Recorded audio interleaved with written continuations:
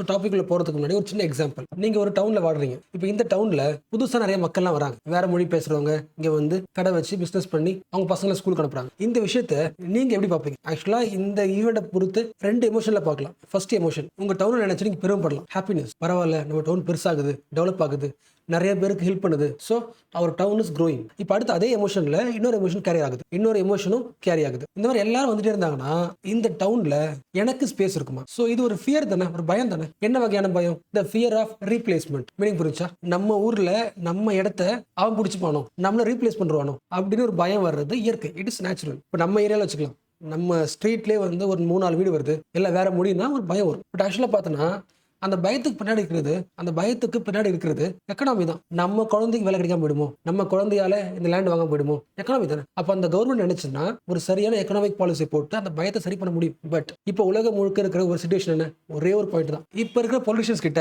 எந்த விதமான ideas, theory எதுவும் கிடையாது. மக்களோட பயத்தை ஆங்கரை மாத்துறது, கோபம் மாத்துறது. கரெக்டா? இப்போ உலகம் முழுக்க மோஸ்ட் ஆஃப் தி பொலிட்டிஷியன்ஸ் இந்த ரீப்ளேஸ்மெண்ட் தியரியை தான் பயன்படுத்துறாங்க அவங்களோட ஸ்பீச்ல. அவங்களுக்கு தெரியுது, பொலிட்டிஷியன்ஸ்க்கு தெளிவா தெரியுது, உலகம் மாறுது, குளோபலைசேஷன் ஆகுது, டெக்னாலஜி இம்ப்ரூவ் ஆகும்போது எக்கனாமி மாறும். வில்லேஜ்ல இருந்து சிட்டிக்கு வருவாங்க, மற்ற ஸ்டேட்ல இருந்து சிட்டிக்கு வருவாங்க. இது யூஷுவல் ப்ராசஸ். டெக்னாலஜியோட சேர்ந்து மைக்ரேஷன் வரது யூஷுவல் ப்ராசஸ். பட் பொலிட்டிஷியன்ஸ் என்ன பண்றாங்க? இந்த பயத்தை தனக்கு சாதகமா மாத்துறாங்க. எப்படி? அப்ப இருக்கிற சிச்சுவேஷன் வழக்கமா சொல்ற கிளாசிக் ப்ராப்ளம், அன்எம்ப்ளாய்மெண்ட். ரீசெண்ட் டைம்ல பாருங்க, அன்எம்ப்ளாய்மெண்ட் அதிகமா இருக்கு. என்ன ரீசன்? நம்ம ஊர்ல நிறைய இமிகிரேஷன் வராங்க, மற்ற ஸ்டேட் மக்கள் வந்து உள்ள தங்குறாங்க, மற்ற கண்ட்ரி மக்கள் வந்து நம்ம ஊருக்கு வராங்க. உங்களோட எம்ப்ளாய்மெண்ட் தான் அவங்களுக்கு போகுது. நீங்க வேலை இல்லாமல் இருக்கீங்கன்னா அதுக்கு மெயின் ரீசன் அவங்க தான். அப்போ இது வரைக்கும் பயமா இருந்ததை இன்னொரு மக்கள் மேல கோபம் மாத்துறாங்க. ஆங்கிரி பாலிடிக்ஸ் சொல்லலாம், இல்ல ஹேட்டட் பாலிடிக்ஸ் சொல்லலாம். கரெக்டா? அப்போ அந்த கோபத்துக்கு மெயின் ரீசன் என்ன?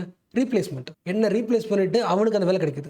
Replacement theory. இந்த ஐடியாவை தான் பொலிட்டிஷியன்ஸ் பயன்படுத்தி இப்போ ஆட்சிக்கு உள்ள வராங்க. இது வரைக்கும் இந்த கவர்மெண்ட் என்ன பண்ணுச்சு? ஒண்ணுமே பண்ணல. இவ்வளவு அன்எம்ப்ளாய்மெண்ட், இந்த வேலையும் மற்ற கண்ட்ரி எடுத்துக்கிட்டான். அப்போ நம்ம நாட்டில நம்ம எதுவுமே இல்லாமல் இருக்கிறோம். அது காரணம் யாரு? இவங்க தான். இப்போ நான் ஆட்சிக்கு வந்தேன்னா ஃபர்ஸ்ட் வேலை உங்களுக்கு தான். அப்போ ரீப்ளேஸ்மெண்ட் தியரியை மக்களோட பயத்தை கோபம் மாற்றி ஒரு பாலிடிக்ஸ் உருவாக்குறாங்களே, அந்த பாலிடிக்ஸ் தான் உலகம் முழுக்க இருக்கு. அந்த பாலிடிக்ஸோட ஸ்டார்டிங் பாயிண்ட் தான் ரீப்ளேஸ்மெண்ட் தியரி. லிங்க் பண்ண முடியுதா? இது தமிழ்நாட்டில் கிடையாது, சவுத் இந்தியா கிடையாது. நாம பேசுறது குளோபல் பாலிடிக்ஸ். எங்க பேசுறாங்க? யூஎஸ்ஏல, யூரோப்ல. பாதிக்கு பாதி பொலிட்டிஷியன்ஸ் பேசுற பாயிண்ட் என்ன? இந்த இமிகிரன்ட்ஸ் இருக்காங்களே, மற்ற ஊர் மக்கள் நம்ம நாட்டுக்கு வராங்களே, அதுக்கு மெயின் ரீசன் என்ன? வேலை செய்ய வரல, உங்க வேலையை புடுங்க வந்திருக்காங்க, உங்களை ரீப்ளேஸ் பண்ண வந்திருக்காங்க. அப்ப இந்த ஒரு பாயிண்ட் உங்களை என்ன பண்ணும்? இன்னும் ஒரு ஹியூமனை உங்களோட எதிரியா பார்க்க ஆரம்பிப்பீங்க. So you becoming dehumanise. So நீங்க என்ன பண்ண ஆரம்பிக்கிறீங்க? இன்னொருத்தவங்களை டீஹியூமனைஸ் பண்றீங்க. நீங்க வாடுறதுக்கு இன்னொரு ஹியூமன் வந்து த்ரெட்டா இருக்கான்னு ஃபீல் பண்றீங்க. அந்த மக்கள் நம்மளோட த்ரெட் அப்படின்னு ஆரம்பிச்சு ஹேட்டரை உருவாக்கி கடைசியா டீஹியூமனைசேஷன் ப்ராசஸ் ஸ்டார்ட் ஆகுது. லாஜிக் புரியுதா? உங்களுக்கு புரிஞ்சிருக்கும். பட் அகைன் இப்போ நான் பேசுனது வந்து ரொம்ப சாஃப்டா ரீப்ளேஸ்மெண்ட் தெரியும் பேசிருக்கோம். பட் ஆக்சுவலா பொலிட்டிஷியன்ஸ் பேசும்போது இவ்வளவு சாஃப்டா பேசுறது கிடையாது. இன்னும் அடுத்த எக்ஸ்ட்ரீம், மற்ற ஊர் மக்கள் நம்மள இன்வேட் பண்ண வந்திருக்காங்க. இன்வேஷன், போருக்கு வருவாங்கல்ல, நம்மள முழுசா அழிக்க வராங்க. இந்த ரீப்ளேஸ்மெண்ட் தியரின்றது இன்வேஷன் தியரியா மாறுது. வார்த்தை மீனிங் புரியுதா? ஒரு இண்டிவிஜுவல் இங்க ஒர்க் பண்ண வராங்க அப்படின்றது ஒரு வார்த்தை. இங்க இண்டிவிஜுவல் நம்ம ரீப்ளேஸ் பண்ண வராங்கன்றது வார்த்தை. ஒரு இண்டிவிஜுவல் நம்ம ஒட்டுமொத்த லைஃப் அழிச்சிட்டு, நம்ம கல்ச்சரை அழிச்சிட்டு அவங்க கல்ச்சரை இங்க கொண்டு வர போறாங்க. Invasion theory. நம்மளுடைய அடையாளத்தை திட்டமிட்டு அழிக்கிறார்கள். யாரு? இமிகிரண்ட். அவங்க சொல்ற இமிகிரண்ட்ஸ்லாம் யாரு? எலைட் பீப்புள் கிடையாது, லேபர்ஸ். இதுதான் கோர் பாயிண்ட். இந்த replacement theory, invasion theory mostly யாருக்கு எதிராக இருக்கு? ஒரு எலைட் பீப்புளுக்கு எதிராக இல்ல, லேபர்ஸ்க்கு எதிராக இருக்கு. அவங்க ஊர்ல வேலை இல்லைன்னு சொல்லிட்டு லேபர் வேலை செஞ்சு வீட்டுக்கு காசு அனுப்பலான்னு வர்ற லேபர்ஸ். இல்லைன்னா ரெஃப்யூஜிஸ், தன்னோட ஊர்ல வாழ முடியல, வாழ்ந்தா இறந்து போயிடுவோம், தப்பிக்க வராங்க. ஸோ மைக்ரண்ட்ஸ், ரெஃப்யூஜிஸ், லேபர்ஸ் த்ரெட்டா மாத்துறது தான் இந்த பாலிடிக்ஸ். லாஜிக் புரியுதுல? இந்த மக்கள் பண்றது இமிகிரேஷன் சொல்லலாம், இன்வேஷன் சொல்லலாம். பட் எந்த வார்த்தை பயன்படுத்துறாங்க? இன்வேஷன். ஸோ ஓரளவுக்கு ரீப்ளேஸ்மெண்ட் தியரி புரிஞ்சிருக்கும் நம்புறேன். பட் இப்போ பேசுனது வந்து ஜஸ்ட் லைக் ஸ்டோரி மாதிரி ஒரு ஸ்டோரியா பில்ட் பண்ணி பேசணும். பட் இப்போ நம்ம என்ன பண்ண போறோம்னா ரியல் வேர்ல்டு எக்ஸாம்பிள் பார்க்க போறோம். கண்ட்ரி வைஸா பார்க்க போறோம். அந்த எல்லா இஷ்யூவையும் எல்லா ஈவெண்ட்டையும் அனலைஸ் பண்ணுங்க, கம்பேர் பண்ணுங்க. பட் இந்த எல்லா கண்ட்ரி லெவல் எக்ஸாம்பிள் பார்க்கறதுக்கு முன்னாடி உங்களுக்கு சில பேசிக்ஸ் தெரியணும். ரொம்ப குட்டி பேசிக்ஸ் தான். இந்த ஐடியாவில் கான்செப்சுவலா ஸ்ட்ராங்கா இருந்தீங்கன்னா மற்றதை புரிஞ்சுக்கிறதுக்கு ஈஸியா இருக்கும். ஓகேவா? ஸ்டார்ட் பண்ணலாம். நம்ம என்ன பண்ண போறோம்னா ஃபார் ரைட் பீப்புள்னா யார்? அந்த ஐடியா ஏன் டேஞ்சரஸ்? உங்ககிட்ட பேசிட்டு இருக்கிற ஒரு இண்டிவிஜுவலுக்கு அந்த ஃபார் ரைட் மைண்ட் செட் இருக்கான்னு தெரிஞ்சுக்கிறதுக்கு ஃபர்ஸ்ட் பேசிக் பாயிண்ட். அவங்கள பொறுத்த வரைக்கும் ஒரு சொசைட்டினா ஒரு ரிலிஜன் மட்டும் தான் ரூல் பண்ணணும், ஒரு ரேஸ் பீப்பிள் மட்டும் தான் வாழணும், இல்ல ஒரு இனம் வச்சுக்கலாம். அவங்க பாயிண்ட் ஆஃப் வியூல நம்ம ஊர்ல நிறைய குரூப் இருந்தாலும் எல்லா குரூப்பையும் ஒரே மாதிரி பார்க்க கூடாது. there is no space for equality. எங்க ஊருக்குன்னு ஒரு அடையாளம் இருக்கு, அந்த அடையாளம் தான் ஃபர்ஸ்ட். அந்த அடையாளத்தை நீங்க எல்லாரும் ஃபாலோ பண்ணணும். சில பேர் வந்து இந்த பாயிண்ட்ஸை வந்து பேட்ரியாட்டிசம் எடுத்துப்பாங்க. பேட்ரியாட்டிசம் வேற. What is patriotism? எனக்கு என் நாட்டு மேல ஒரு லவ் இருக்கு, நாட்டு மேலையும் நாட்டு மக்கள் மேலையும் எனக்கு ஒரு அன்பு இருக்கு. That is called as patriotism. என் நாட்டு மக்களோட எல்லா சிட்டிசன்ஸையும் நான் பாதுகாப்பேன், அவங்க ரைட்ஸை சேஃப்கார்ட் பண்ணுவேன். யாரோ ஒருத்தவங்க கஷ்டப்பட்டாலும் எனக்கு கஷ்டமா இருக்கும், ஏன்னா அவங்க வந்து என்னோட சிட்டிசன்ஸ். நம்ம எல்லாரும் ஒன்னா இருக்கணும், ரெஸ்பான்சிபிளா இருக்கணும். நமக்கு யாரு முக்கியம்? நம்ம நாடு தான் முக்கியம். நம்ம நாட்டை சரியா வழி நடத்தலனா அந்த கவர்மெண்ட்டை கேள்வி கேட்கலாம், கிரிட்டிசிசம் பண்ணலாம். ஸோ நம்ம நாட்டை ஒரு நல்ல ஃபியூச்சருக்கு கொண்டு போகணும், ட்ரீம் பண்ணணும். This is called as patriotism. But என்னோட நாடுன்ற பேர்ல நாட்டில் இருக்கிற இன்னொரு குரூப் மேல உனக்கே தெரியாம ஒரு வெறுப்புணர்வு இருக்குன்னா you are for right activist. எல்லாருக்கும் ஒரே மாதிரி உரிமை இருக்கக்கூடாது. நம்ம நாட்டுக்குன்னு ஒரு கல்ச்சர் தான் இருக்கணும், அந்த கல்ச்சர் மக்களுக்கு தான் ஃபர்ஸ்ட் உரிமை, மற்றவங்களுக்குலாம் செகண்டரி லெவல் தான் அப்படின்னு யோசிக்கிறீங்கன்னா அது பேட்ரியாட்டிசம் கிடையாது. That is for right activism. யோசிக்க முடியல. ஸோ மோஸ்ட் ஆஃப் தி மக்கள் வந்து இந்த ஃபார் ரைட் மைண்ட் செட் இருக்கிறவங்க பியூரிட்டியை க்ளோரிஃபை பண்ணுவாங்க. நான் சுத்த இந்தியன், நான் சுத்த தமிழன். அப்போ ஒன்று நீ பியூரிட்டியா பார்க்குறேன்னா இன்னொருத்தவங்கள நீ இம்பியூரிட்டியா பார்க்குற. அப்போ அவங்க மேலே என்ன உருவாகும்? ஹேட்ரட் உருவாகும். அப்போ அவங்க என்ன ஆயிடுவாங்க? உங்க ஊர்ல மைனாரிட்டி ஆயிடுவாங்க. இப்போ அவங்களுக்கான ரைட்ஸ் சிட்டிசனாக இருந்தாலும் கிடைக்காது. என்ன ரீசன்?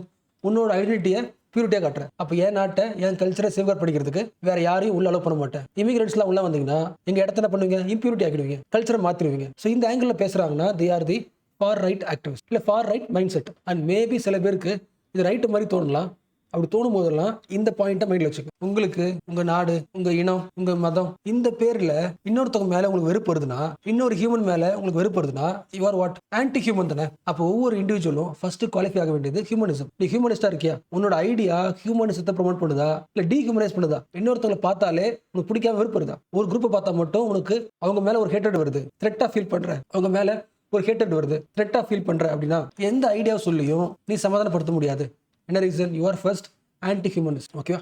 இது ஒரு ஐடியா. இப்போ அடுத்த கொஸ்டின், நமக்குன்னு ஒரு நாடு, ஒரு மதம், ஒரு இனம், ஒரு அடையாளம், அது கரெக்ட் தானே? கரெக்ட் தான். But that is not natural. ஒரு கவர்மெண்ட்டை பிடிக்கிறதுக்கு அந்த ஐடியா யூஸ்ஃபுல்லா இருக்கலாம், மக்களோட எமோஷன்ஸை கேபிட்டலைஸ் பண்ணி ஓட்டு வாங்குறதுக்கு யூஸ்ஃபுல்லா இருக்கலாம். But it is not scientific natural. நம்ம வீட்டிலே ஒரு கார்டன்ல ஒரே மாதிரி ஃப்ளவர் இருக்காது, different colour, different smell. So இந்த உலகத்தோட பியூட்டிஃபுல் என்னது? டைவர்சிட்டி தான். அந்த டைவர்சிட்டியில இந்த பூ வந்து டாப், இந்த பூ வந்து பாட்டம் சொல்ல முடியாதுல்ல. நம்ம என்ன பண்றோம்? எல்லா பூ ஒரே மாதிரி பாக்குறோம்ல, எல்லா ஃப்ளவர்ஸையும் ஒரே மாதிரி பாக்குறோம்ல. அப்ப இயற்கை டைவர்சிட்டியா இருக்கும்போது ஹியூமன் மட்டும் எப்படி யூனிஃபார்மா யோசிப்பான்? அப்படி யோசிக்கிறாங்கன்னா தட் இஸ் பிளான்ட் மேனிபுலேஷன். இல்லைன்னா எப்படி யோசிக்க? ஒரு நாட்டுக்குள்ள ஒரு ஆளை விட மாட்டேங்கிற. என்ன ரீசன்? அவன் வந்து ஏன் இனம் கிடையாது, நான் வந்து சுத்த தமிழன், ஒரு பியூரிட்டி பேசுறோம்ல, அப்படி பார்க்க முடியாது. என்ன ரீசன்? இவனோட ஜீன்ஸும் 99% சிமிலரா இருக்கும். All the human beings share 99% same DNA. அப்போ சயின்டிஃபிக்லாம் 99% காமனா இருக்குல்ல, அந்த காமன் ஐடியா பார்க்கணுமா? அந்த 1% வேரியேஷன் இருக்குல்ல, அது யார் உருவாக்குனது?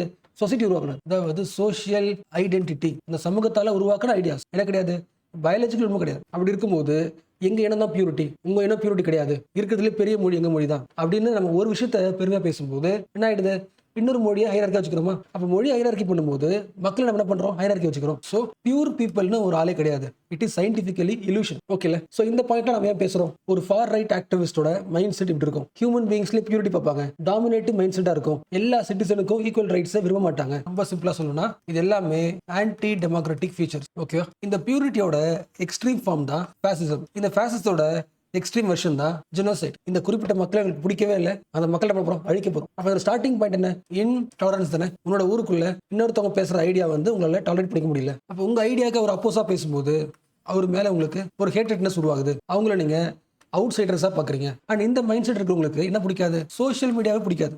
என்ன ரீசன்? சோஷியல் மீடியாவில் டிஃப்ரெண்ட் பீப்புள், டிஃப்ரெண்ட் குரூப்ஸோட ஐடியாஸ் வெளியே வரும். அப்போ எல்லாரோட வாய்ஸும் அவங்களால கேட்க முடியாது. டிஃப்ரெண்ட் ஒப்பீனியன் வந்துச்சுன்னா நம்ம நாட்டோட கல்ச்சர் பியூரிட்டி குறைஞ்சிரும். ஸோ மீடியாவை லா போட்டு தடுக்கணும். கவர்மெண்ட் ரூல்ஸை ஸ்ட்ராங் பண்ணி எல்லாரோட வாய்ஸையும் சப்ரஸ் பண்ணணும். நம்ம நாட்டுக்கு எது கரெக்டோ அந்த லாங்குவேஜை, அந்த கல்ச்சரை, அந்த வாய்ஸை, அந்த பாயிண்ட் ஆஃப் வியூ மட்டும் பேசணும். ஒருவேளை அப்படி லாஸ் போடும்போது மக்கள் தப்புன்னு சொல்றாங்கன்னா அந்த வாய்ஸையும் அப்ரஸ் பண்ணணும். லாஜிக் புரியுதுல? நம்மளோட பாயிண்ட் ஆஃப் வியூ மட்டும் தான் கரெக்ட். நம்ம பாயிண்ட் ஆஃப் வியூக்கு opposite point of view, dissent voice இருந்துச்சுன்னா அந்த வாய்ஸ் என்கரேஜ் பண்ணாத, பியூரிட்டி போயிடும். நம்ம மக்களுக்குள்ள இருக்கிற யூனிட்டி உடஞ்சிரும். அவங்க பாயிண்ட் ஆஃப் வியூல வாட் இஸ் யூனிட்டினா யூனிஃபார்மிட்டி. எல்லாரும் ஒரே மாதிரி வாடணும்ல, அந்த யூனிஃபார்மிட்டி தான் யூனிட் நினைப்பாங்க. அவங்க பாயிண்ட் ஆஃப் வியூ இருக்குன்னா ஒரு லீடர் வரணும், எல்லாரும் அவர் சொல்றதை கேளுங்க, அவர் சொல்றதை கேட்டீங்கன்னா எல்லாரும் ஒரே மாதிரி ஃபாலோ பண்ணலாம், யூனிஃபார்மிட்டி இருக்கும், யூனிட்டி இருக்கும். இப்போ என்ன ஆகுது? எல்லாரும் ஒரே மாதிரி சிந்திக்கணும்னா என்ன கிடையாது? டைவர்சிட்டி கிடையாது, விச் மீன்ஸ் டெமோக்ரஸி கிடையாது. ஸோ இது எல்லாமே ஃபார் ரைட் வேல்யூஸ். சொல்லுக்கு ஓகேல? ஸோ இதுக்கப்புறம் ஒரு ஆள் கிட்ட பேசும்போது அவரோட mind set far right mind செட்னா புரிஞ்சுக்க முடியல. எஸ், சி கண்டிப்பாக எனக்கு தெரிஞ்சது தான், பேசிக் தான் இது.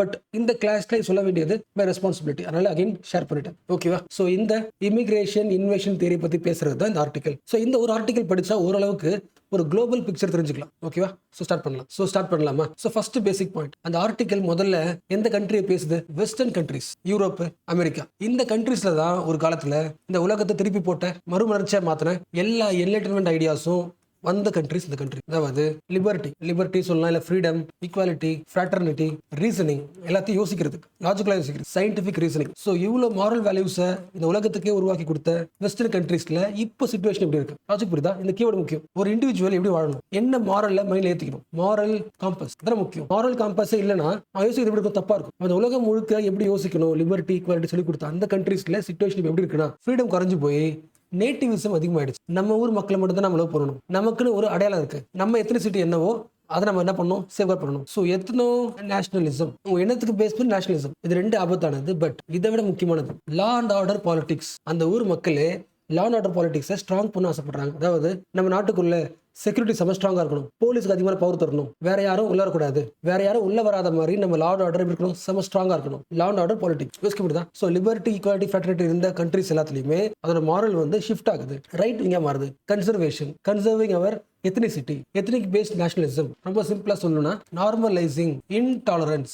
ஓகேல? சோ ரியல் வேர்ல்டு எக்ஸாம்பிள்ஸ் நான் சொல்றேன், ஜஸ்ட் அனலைஸ் பண்ணுங்க, கம்பேர் பண்ணுங்க. சோ ஃபர்ஸ்ட் பார்க்க போற ஆள் யூகேல இருக்க ஒரு activist, far right activist, Tommy Robinson. So Tommy ராபின்சனோட ஐடியாஸ் என்ன? See, nationalism is always good. உங்களுக்கு ஒரு கண்ட்ரி இருக்கு, ஒரு பேட்ரியாட்டிக் ஃபீலிங் இருக்கும், அதெல்லாம் ஓகே. பட் எக்ஸ்ட்ரீம் நேஷனலிஸ்டா இருக்கிறது ப்ராப்ளம். நீங்க எக்ஸ்ட்ரீம் நேஷனலிஸ்டா இருக்கும்போது உங்க நாட்டுக்குன்னு சில அடையாளம் வச்சிருப்பீங்க. அப்போ உங்க அடையாளம் தான் நீங்க சுப்ரியர்னு யோசிப்பீங்க. எப்போ உங்க அடையாளம் சுப்ரியர் யோசிக்கிறீங்களோ இன்னொரு அடையாளத்தை ஹைரார்க்கில கீழே வச்சு பார்ப்பீங்க. அது ஒன்று மற்ற அடையாளத்தோட உங்க நாட்டுக்குள்ள உங்க ஏரியாக்குள்ள வந்தாங்கன்னா அவங்க அலோவ் பண்ண மாட்டீங்க. So extreme nationalism is always against immigrants. Anti இமிகிரன்ஸா இருப்பாங்க. எங்க ஊருக்குள்ள யாரும் வந்து வேலை செய்யக்கூடாது, முக்கியமா மைனாரிட்டிஸ்க்கு ரைட்ஸ் எதுவும் கிடையாது. For example Muslim people. So இதெல்லாம் குட்டி எக்ஸாம்பிள்ஸ். ஒரு இண்டிவிஜுவல் இருக்காரு, அவர் ஃபார் ரைட் ஆக்டிவிஸ்டா இருக்காருன்னா, எக்ஸ்ட்ரீம் நேஷனலிஸ்டா இருக்காருன்னா, அவர் பேசும்போது ஆன்டி இமிகிரன்ஸா பேசுவாரு, இமிகிரேஷன்ல வரக்கூடாது, அதுக்கான பாலிசி கொண்டு வாங்க. மைனாரிட்டிஸ்க்கு எதுக்கு வந்து ரைட்ஸ் தரீங்க, அதுக்கு பாலிசி கொண்டு வாங்க. ஸோ இவர் வந்து யூகேல இங்கிலீஷ் டிஃபென்ஸ் லீக்னு ஒன்று ஆரம்பிக்கிறாரு. அதில் ஸ்லோகன் என்ன? நம்மளோட பிரிட்டனை நம்ம காப்பாற்றணும். We have to defend the Britain. என்ன ஆயிட்டு இருக்கு பிரிட்டனுக்கு? நிறைய இஸ்லாம் பீப்புள் வந்து தங்குறாங்க. இஸ்லாமிக் எக்ஸ்ட்ரீமிசமா யூகே மாறிட்டு இருக்கு. அதுல இருந்து நம்ம கண்ட்ரி காப்பாற்றணும். அதாவது யூகேல இஸ்லாமிக் இன்ஃப்ளூயன்ஸ் அதிகமா இருக்கு. அதை எதிர்த்து கேள்வி கேட்டா நமக்கு உரிமை இல்லை. நமக்குன்னா யாருங்க? ஒயிட் பீப்புள், அதாவது யூகே மக்கள். சோஷியல் ஜஸ்டிஸ்ன்ற பேர்ல அவங்களுக்கான ரைட்ஸ் வந்து அதிகமாயிட்டு இருக்கு. அப்ப அந்த எல்லா ரைட்ஸும் யாருக்கு வர வேண்டியது?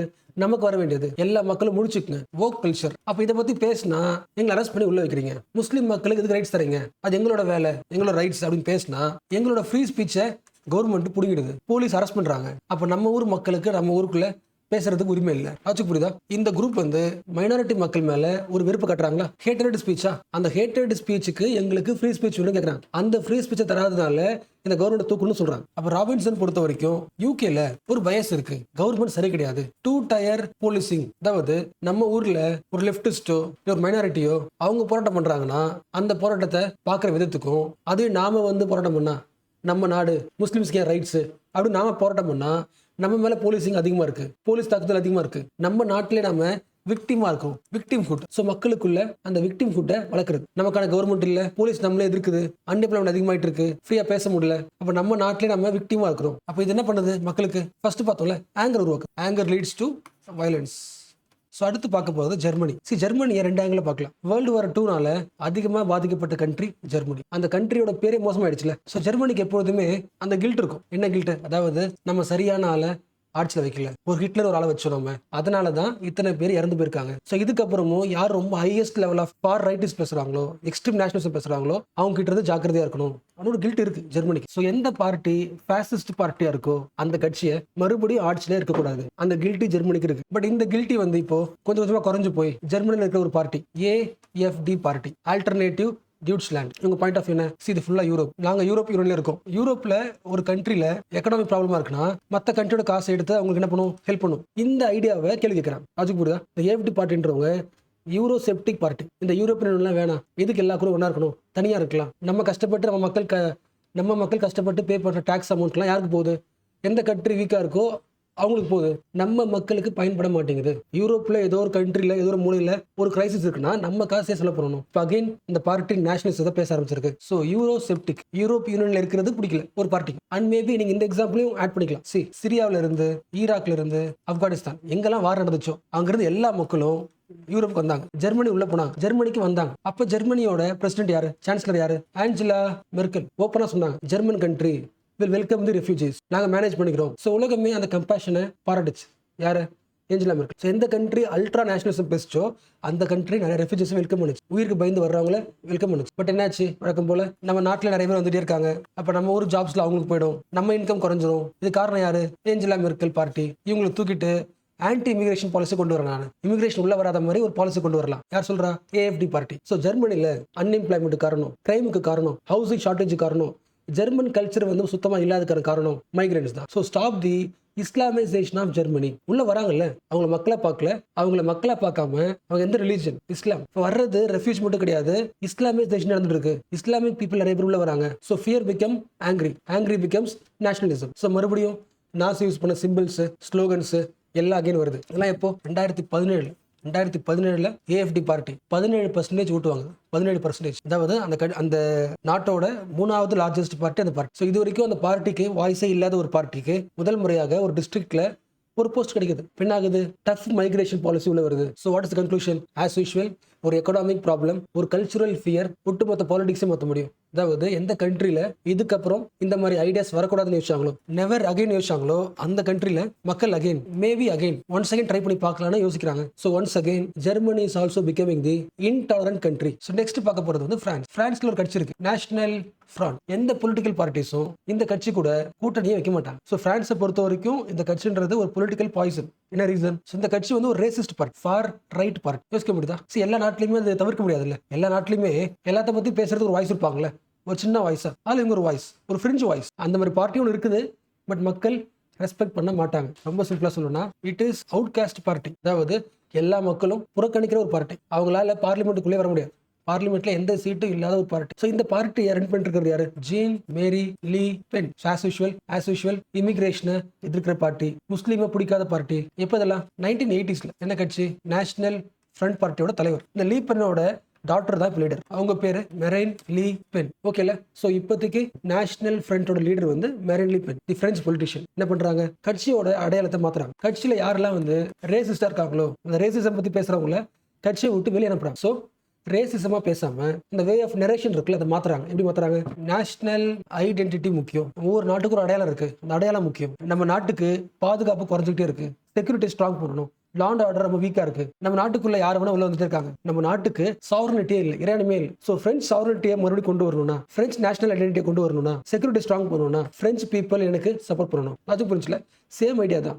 இதுக்கு பேர் என்ன சொல்லுவாங்கன்னா டி டெமோனைசேஷன். அதாவது எந்த ஐடியாஸை மக்கள் யாருக்குமே பிடிக்காதோ, அதை பார்த்தாலே எக்ஸ்ட்ரீம் நினைக்கிறாங்களோ, அந்த எல்லா ஐடியாஸும் இப்போ ஆட்டோமேட்டிக்கா நார்மலா மாறிடும். ஸோ டெமோனா இருந்தது இப்போ டி டெமோனா மாறிடுச்சு. இப்போ அது பெரிய தப்பா தெரியல, நார்மலைஸ் ஆக்கப்பட்டுருச்சு. என்ன ரீசன், பேசுற விதத்தினால, எமோஷனால. ஸோ மக்களுக்கு இந்த ஐடியாஸ் பிடிக்குது. 2012 எலெக்ஷன்ல 17% ஓட்டு ஜெயிக்கிறாங்க, 17% ஓட்டு ஜெயிக்கிறாங்க. 2012 அகைன் அடுத்த எலெக்ஷன் 2017 34% சீட் ஜெயிக்கிறாங்க. ஸோ 17% 34%. அடுத்து ரீசெண்டா 2022 எலெக்ஷன்ல 41% ஓட்டு. 41 புரியுதுல, பிரான்ஸ்ல ஒரு 10 பேர் இருக்காங்கன்னா அந்த 10 பேர்ல பாதி பேர் 4 பேர் கண்டிப்பா எது எக்ஸ்ட்ரீம் ஐடியாஸோ அந்த ஐடியாஸை சப்போர்ட் பண்றாங்க.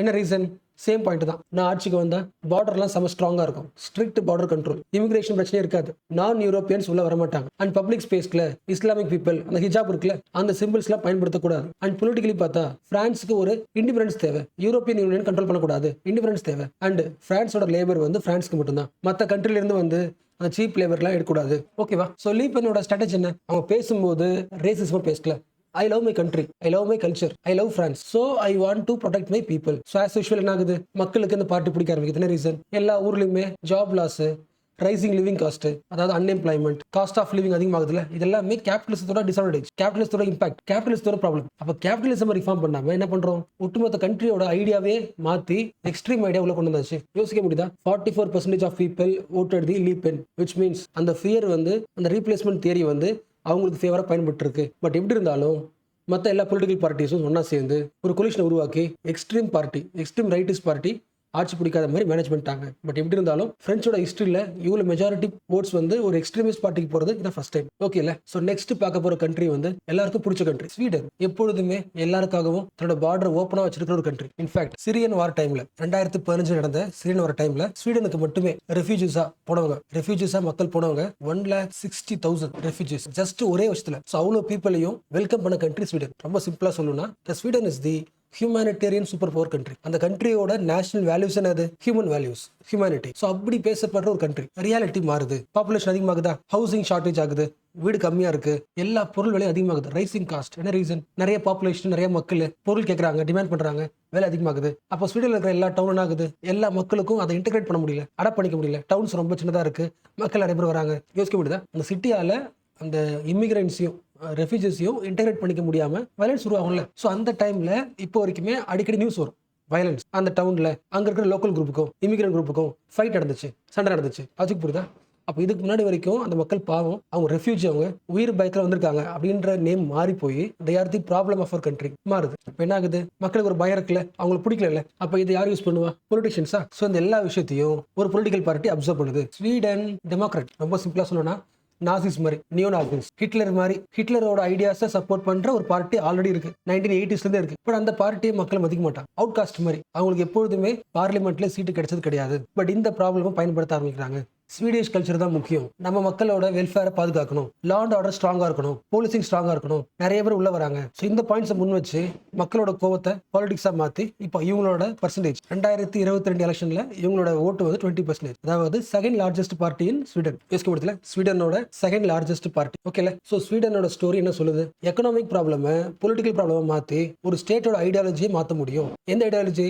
எந்த ஐடியாலஜியை மக்கள் இது வரைக்கும் மதிக்கவே இல்லையோ, தள்ளி இருந்துச்சோ, அவுட் காஸ்டா இருந்துச்சோ, அந்த ஐடியாலஜி கூட மெயின் டிபேட்டுக்கு வர முடியும். இதே மாதிரி தான் அடுத்த கண்ட்ரியும் சேம். ஸ்வீடன், ஃபின்லாண்ட் பார்ட்டிஸும் மோஸ்ட்லி எமோஷனல் பேஸ்டா இருக்க மாட்டாங்க, கன்சென்சஸ் பேஸ். எல்லா மக்களுக்கு இது பிடிச்சிருக்கு. ரேஷனல் பேஸ், ரேஷனல் பாலிடிக்ஸ் சொல்லுவாங்க, இல்லை calm politics. But again same problem. Europe முழுக்க யார் வரா? ரெஃப்யூஜிஸ் உள்ள வராங்க. So same European migration crisis. ஃபின்லாண்டோட எக்கனாமி ஸ்லோ டவுனாக மாறதுக்கான மெயின் ரீசனே வந்து மைக்ரேஷனால தான். ஸோ கல்ச்சுரல் நேஷனலிசம், நம்ம நாட்டை சேஃப்கார்ட் பண்ணணும். ஒரு பார்ட்டி பேசுறாங்க, FINNS, ஃபின்ஸ் பார்ட்டி. உங்களோட பாயிண்ட் ஆஃப் என்ன? நாங்கள் அவுட் சைடர்ஸை வரன்னு சொல்லலை, அவங்களுக்கு பிடிக்கலன்னு சொல்லலை, பட் எங்க எக்கனாமி ஸ்லோவா இருக்கு. ஸோ ஃபர்ஸ்ட் எங்க எக்கனாமி எங்க மக்களுக்கு மட்டும்தான். So outsiders are not allowed. So இப்போ 2023 ஒரு கூட்டணி கட்சி ஆட்சி பிடிச்சிருக்கு. அந்த கூட்டணி கட்சியில இந்த ஃபின்ஸ் பார்ட்டி இருக்கு. ஆட்சி புரியுதா? எந்த கண்ட்ரி நேஷனலிசம் பேசுதோ அந்த கண்ட்ரி ஆட்சி பிடிக்கிற இடத்துக்கு வந்துருக்கு. ஸோ முதல் முறையாக ஃபின்லாண்ட்ல ஒரு ரைட் விங் பார்ட்டி ஆட்சி பிடிக்குது. Anti immigration policies, Finnish culture is important, foreign இன்ஃப்ளூயன்ஸை ஸ்டாப் பண்ணணும். So what is the point? Sweden ஃபின்லாண்ட்லேயே ஆகுதுன்னா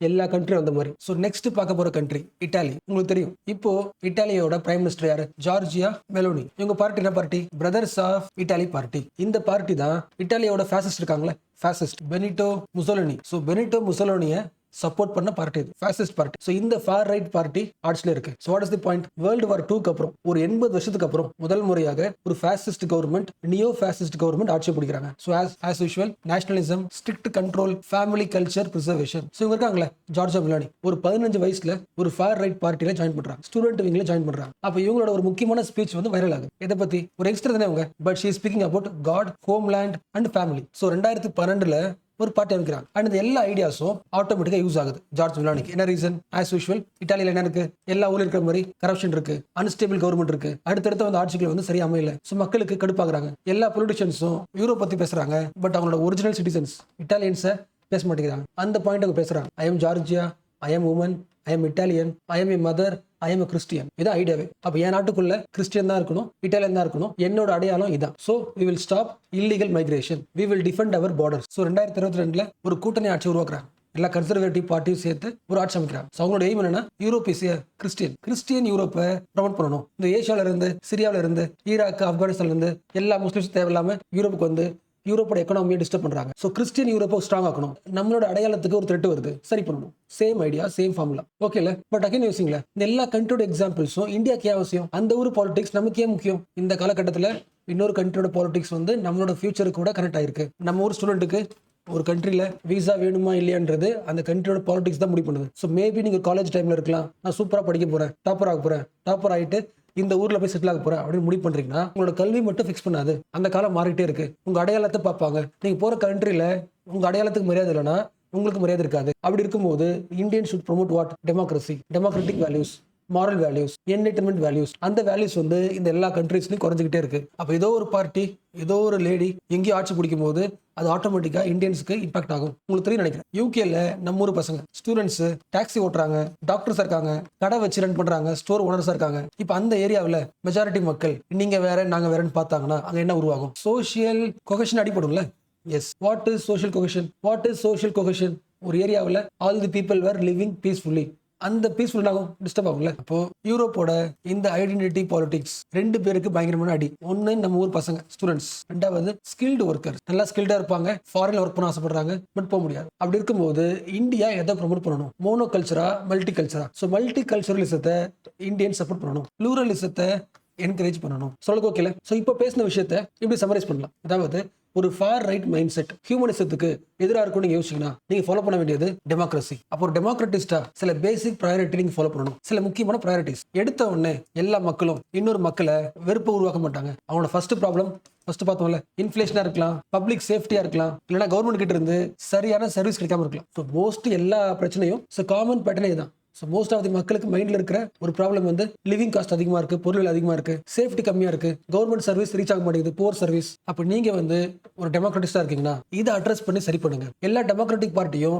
இதுக்கான சொல்யூஷனை உருவாக்குங்க. நீங்க சொல்யூஷனை உருவாக்காம மிஸ் பண்ணிட்டீங்கன்னா இந்த இடத்த, இந்த கேப்பை ரைட் மைண்ட் செட் கேப்சர் பண்ணிப்பாங்க. இது எல்லாத்தையுமே இன்னொரு மக்கள் மேல கெட்டடா மாத்துவாங்க. அப்ப எக்கனாமிக் கேப்ஸை சரி பண்றதுக்கு முயற்சி பண்ணுங்க. லாஜிக் புரியுதா? நம்ம ஊர்ல ஒரு ப்ராப்ளம் வருதுன்னா, ஒரு எக்கனாமிக் ப்ராப்ளம் வருதுன்னா, அன்எம்ப்ளாய்மெண்ட், இன்ஃப்ளேஷன் இது வருதுன்னா, எக்கனாமிக்லா இதுக்கான சொல்யூஷன் என்ன? அந்த எக்கனாமிக் சேலஞ்சஸை சரி பண்றதுக்கான இன்னோவேட்டிவ் ஐடியாஸை எக்கனாமிக்கல்ல கொண்டு வரணும். நமக்கு வேலை கிடைக்கலன்னு சொல்லிட்டு அந்த கிரீவியன்ஸ் பாலிடிக்ஸை ஹேட்ரட் பாலிடிக்ஸா மிக்ஸ் பண்ணக்கூடாது. Economic problem is maybe the problem of economy itself. உங்க ஊர்ல என்ன சிஸ்டம் இருக்கு? ஒருவேளை கேபிட்டலிசத்தோட ப்ராப்ளமா இருக்கலாம். கேபிட்டலிசம் ரிஃபார்ம் பண்ணுங்க. என்ன பண்ணாதீங்க, ஒரு கண்ட்ரியோட எக்கனாமிக் இன்ஸ்டபிலிட்டிக்கான மெயின் ரீசனே இன்னொரு குறிப்பிட்ட மக்கள்னு பேசுற அந்த பாலிடிக்ஸை கைவிடுங்க. ஒரு கண்ட்ரியோட டெமோக்ரஸியை டீஸ்டபிலைஸ் பண்றதுக்கு ஒரு டிக்டேட்டர் ஒன்றும் அவசியம் இல்லை. எப்போ மக்களுக்கு இன்னொரு மக்கள் மேல ஒரு கேரிங் குறையுதோ, எம்பத்தி குறையுதோ, ஆட்டோமேட்டிக்கா அங்கே டெமோக்ரஸி குறைஞ்சிட்டு இருக்கு. அப்போ எக்கனாமிக்ல எங்க கேப் இருக்கோ எக்கனாமிக் பாயிண்ட் ஆஃப் வியூல முன் வச்சா சரி பண்ணுங்க. First point. எக்காரணத்தை கொண்டும் எல்லா டெமோக்ராட்டிக் கட்சிகளும் எந்த காலத்திலும் எக்ஸ்ட்ரீமிஸ்ட் கூட கூட்டணி கட்சி வைக்காதீங்க. யாருக்கு? மக்களுக்கு. ஒரு கட்சி வந்து ப்ராக்ரஸிவா இருக்கலாம், அந்த ப்ராக்ரஸிவ் வந்து அந்த ஷார்ட் டேர்ம் பலனுக்காக ஒரு எக்ஸ்ட்ரீமிஸ்ட் பார்ட்டி கூட கை குக்குதுன்னா நீங்க அந்த கொலிஷனை கைவிடுங்க. அதாவது ஒரு கவர்மெண்ட் பிடிக்கிறதுக்காக, ஒரு ஆட்சியை பிடிக்கிறதுக்காக ஒரு டெமோக்ராட்டிக் பார்ட்டி தன்னோட மாரல் வேல்யூஸை கைவிட்டுட்டு எக்ஸ்ட்ரீமிஸ்ட் பார்ட்டி கூட ஜாயின் பண்ணி ஆட்சி பிடிக்க ட்ரை பண்ணுதுன்னா அந்த கட்சியை கைவிடுங்க. அந்த கட்சி டெமோக்ராட்டிக் கட்சியா இருந்தாலும் கைவிடுங்க. மூணாவது, எல்லா டெமோக்ராட்ஸும் மீடியாவை ரெஸ்பான்சிபிளா பயன்படுத்துங்க. ஃப்ரீடம் ஆஃப் எக்ஸ்பிரஷன் எல்லாருக்கும் உண்டுன்றதை அக்செப்ட் பண்ணுங்க. ஓகேல. சோ இது எல்லாம் தான் இந்த ஆர்டிகல் பேசுற பாயிண்ட். நான் ஹெட்டிங் படிக்கல. The far rights infiltration into the west mainstream. வெஸ்டோட மெயின் ஸ்ட்ரீம் பாலிடிக்ஸ்க்குள்ள ஃபார் ரைட் ஐடியா உள்ள வந்துருச்சு. பட் ஆக்சுவலா பார்த்தனா இந்த ஆர்டிகலை முடிக்கும் போது இந்த நெகட்டிவ் கனோடேஷனோட முடிக்கல, வெறும் ப்ராப்ளமோட மட்டும் முடிக்கல. ஒரு ஹோப்பு கொடுத்திருக்காரு இந்த ஆத்தர் இருக்காருல்ல, அபிஷேக் ராய் சௌத்ரி. கன்க்ளூஷன்ல ஒரு ஹோப்பு கொடுத்திருக்காரு. சில பாசிட்டிவ்ஸ் நடக்குது, அந்த பாசிட்டிவ்ஸோட முடிச்சிடலாம். So even though far right is rising, நம்மளோட மனசாட்சி இருக்குல்ல, ஹியூமன் கன்சைன்ஸ் அவ்வளோ சைலண்டா இல்ல. சில இடத்துல இது வேணாம்னு சொல்லிட்டு மக்கள் போராட்டம் பண்றாங்க. The ordinary people are standing அப். எங்க சேம் கண்ட்ரீஸ்ல, ஜெர்மனில, ஸ்பெயின்ல, பிரான்ஸ்ல ஆர்டினரி மக்கள் பேசுறாங்க. எங்க ஊர்ல hate is not welcomed. So பேரலாவே சில இடத்துல சில சிட்டிசன்ஸ், ஜேர்னலிஸ்ட், ரொம்ப முக்கியமா கோர்ட், இதெல்லாம் தேவையில்லாத லாஸோ, எந்த லாஸ்லாம் வந்து சொசைட்டி டிஸ்டர்ப் பண்ணுமோ அந்த லாஸ் என்ன பண்றாங்க, வேறான்னு சொல்லி ஹோல்டு பண்றாங்க. கோர்ட், டீச்சர்ஸ், ஆக்டிவிஸ்ட், இவங்க எல்லாரும் ஒன்று பண்ணிட்டு இருக்காங்க. டீச்சர்ஸ், ஆக்டிவிஸ்ட் அவேர்னஸ் கொண்டு வராங்க. அந்த அவேர்னஸ் கேட்டுக்கிட்டு சிட்டிசன்ஸ் என்ன பண்றாங்க, மார்ச் பண்றாங்க. ஜேர்னலிஸ்ட் என்ன பண்றாங்க, ஃபேக் நியூஸை எக்ஸ்போஸ் பண்றாங்க. ஸோ இந்த வேலைகள் நடந்துட்டு தான் இருக்கு. ஓகேல. ஸோ 3 கான்செப்ட்ல செம்ம கிளாரிட்டியா இருக்கணும். ஈக்குவாலிட்டி, எந்த ஹியூமனும் லெசர் கிடையாது. No human is lesser, every one is equal. Second, pluralism. ஒரு விஷயத்துக்கு பல உண்மைகள் இருக்கலாம். Many truths can coexist. பல உண்மைகள் சேர்ந்து வாழ முடியும். உங்களோடது மட்டும்தான் உண்மை கிடையாது. எல்லாரோட பெர்ஸ்பெக்டிவ் நீங்க அக்செப்ட் பண்றீங்கன்னா then you are ப்ளூரலிஸ்ட். Last, reasoning power. ஒரு ப்ராப்ளம் வருதுன்னா, ஒரு கான்ஃபிளிக்ட் வருதுன்னா உங்களோட தாட்ஸ் வழியாக சரி பண்ணுங்க. Not through hated. ஒரு பிரச்சனைக்கான காரணம் இவங்க தான், இவங்களை எதிர்ப்பதன் வழியாக, ஒரு ஹேட்டட்னஸ் உருவாக்குறது வழியாக பிரச்சனை சரியாடி சொல்றாங்களே, that is manipulation. The problem can be solved only through thoughts. So இந்த 3 கான்செப்ட்ல செம ஸ்ட்ராங்கா இருக்கணும்.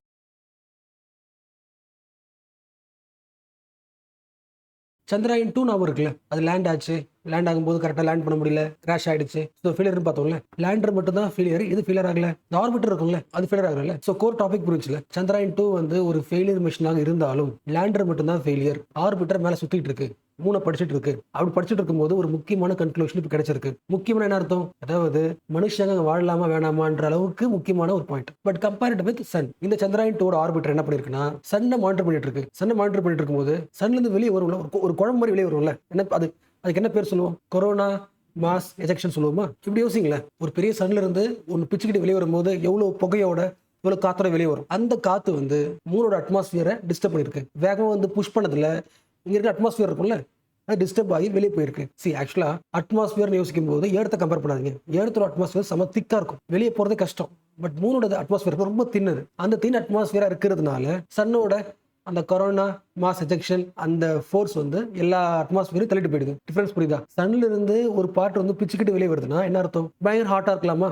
அது நடக்கும். உங்களுக்கு தெரியும், சன்னோட ஒரு சைக்கிள் சொல்லுவாங்க, ஒரு 11 வருஷத்துக்கு ஒரு சைக்கிள் என்ன ஆகும்னா இந்த மாதிரி நடக்கும். அப்ப 11 இயர்ஸ் ஒன்ஸ் நடக்கிற இந்த ஈவெண்ட்டை நம்மளோட ஃபெயிலியர் ஆன சந்திராயன் 2 ஆர்பிட்டர் என்ன பண்ணிருக்கு? கேப்சர் பண்ணிருக்கு. ஸோ இது வந்து ரேர். ஒரு சயின்ஸ்ல இறங்கும்போது, சயின்டிஃபிக்கா இருக்கும்போது ஃபெயிலியர்ல கூட லேர்ன் பண்ணிக்கலாம். அதுக்கு ஒரு பெஸ்ட் எக்ஸாம்பிள். பட் இன்னொரு முக்கியமான பாயிண்ட், ஃபர்ஸ்ட் பேசணும் அந்த பாயிண்ட். இந்த ப்ராசஸுக்கும் ஹியூமன் பீங் என்ன சம்பந்தம்? ஹியூமன் பீங் வாழணும்னா முதல்ல அட்மாஸ்பியர் தேவை, காத்து தேவை, ஏர்த்து அது இருக்கு. அதே மாதிரி அட்மாஸ்பியரை வந்து மூணுல உருவாக்கலாம்னு பார்த்தா அந்த அட்மாஸ்பியர் லேயர் தின்னா இருக்கு. அந்த தின் அட்மாஸ்பியரை யாருக்கு குத்திட்டு விடுவா? 10 வருஷத்துக்கு போன வருஷத்துக்கு மேபி சன்ல இருந்து அந்த மாஸ் எஜெக்ஷன் வரலாம், அட்மாஸ்பியர் காலி பண்ணிடலாம். அட்மாஸ்பியர் இல்லைன்னா ஹியூமன் பீங்ஸ் வாழ முடியாது. அப்ப ஹியூமன் பீங் வாழறதுக்கான தகுதி இருக்கான்ற கொஸ்டினுக்கு இந்தியாவோட ஃபெயிலியர் மிஷனான சந்திராயன் 2 ஒரு ஆன்சரை கண்டுபிடிச்சு இந்த உலகத்துக்கு கொடுத்துருக்கு. ஓகேல, ஒரு ஸ்டோரி புரிஞ்சு போச்சு. பட் சில கீவேர்ட்ஸ் தெரியணும், அந்த கீவேர்ட்ஸ் பார்க்கலாம். சந்திராயன் 2 நாம இருக்கா? சந்திராயன் 2 மிஷன் அதோட மெயின் எய்ம் என்ன? நம்ம சேட்டலைட் மூணுக்குள்ள இறங்கி மூணை படிக்கணும், அதான் எய்ம். அப்ப மூணை படிக்கிறதுக்கு சந்திராயன் 2ல இருக்கிற 3 முக்கியமான எக்யூப்மெண்ட்ஸ் என்ன? ஒன்னு ஆர்பிட்டர், மூணோட அட்மாஸ்பியர் படிக்கிறது சுத்திட்டே இருக்கும், இது ஒண்ணு. ரெண்டாவது 3 உள்ள போய் படிக்கணும், இறங்கணும். லேண்டருக்கு பேர் என்ன? ஞாபகம் இருக்கா? விக்ரம். இறங்கியாச்சு. இறங்கினதுக்கு அப்புறம் உள்ள இருக்கிற சேட்டலைட் என்ன ஆகும்? வெளியே வரும், வந்து என்ன பண்ணும்? படிக்கும். அவன் யாரு?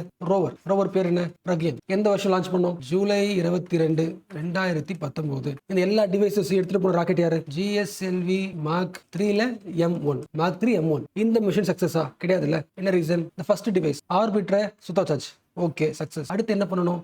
மூணுக்குள்ள இறங்கி டெஸ்ட் பண்ணுமா? லேண்ட் ஆகணுமா? லேண்ட் ஆகும்போது கிராஷ் ஆயிடுச்சு. அப்ப லேண்டே ஆகலன்னா என்ன இருக்கும்? எல்லாம் உடஞ்சு போயிருக்கும். So failure. பட் இந்த ஃபெயிலியர்லயும் what is the positive? Lander தான் உடஞ்சு போச்சு, இது இன்னும் அப்படி இருக்கு. இந்த ஆர்பிட்டர் அப்படியே சுத்திட்டே இருக்கு. இந்த ஆர்பிட்டர் சுத்திட்டு இருக்கும்போது அட்மாஸ்பியர் பத்தி படிச்சிருக்கு. என்ன படிச்சிருக்கு? சன்ல இருந்து உருவாகிற எக்ஸ்ப்ளோஷன். அந்த எக்ஸ்ப்ளோஷன் பேர் என்ன? Coronal mass ejection. Okay, so இந்த எக்ஸ்ப்ளோஷன் மூணோட அட்மாஸ்பியரை இம்பாக்ட் பண்ணிருக்கு. ஸோ மூணோட அவுட்டர் லேயர், அட்மாஸ்பியரிக் லேயர், அதுக்கு பேர் என்ன? வழக்கமா சொல்றேன் எக்ஸோஸ்பியர். கரெக்டா? அதாவது மூணோட அட்மாஸ்பியர் சொல்றதுக்கு மூணோட exosphere, outer layer. So coronal mass ejection impacted the moon's exosphere. இல்ல இதே விஷயத்தை இன்னும் டெக்னிக்கலா சொல்லணும்னா coronal mass ejection has enhanced the moon's exospheric density. அந்த அட்மாஸ்பியர் டென்சிட்டியை புஷ் பண்ணி மாத்திருக்கு. இப்போ லாஸ்ட் ஃபேக்ட், இதை கண்டுபிடிச்சது யாரு? ஆர்பிட்டரா. அந்த ஆர்பிட்டரோட பேர் என்ன? சேஸ் 2 தானே பேர், ஞாபகம் இருக்கா? இது ஒரு சென்சார். இந்த சென்சார் தான் அந்த எல்லா எக்ஸ்போஷனையும் கண்டுபிடிச்சு சொல்லியிருக்கு.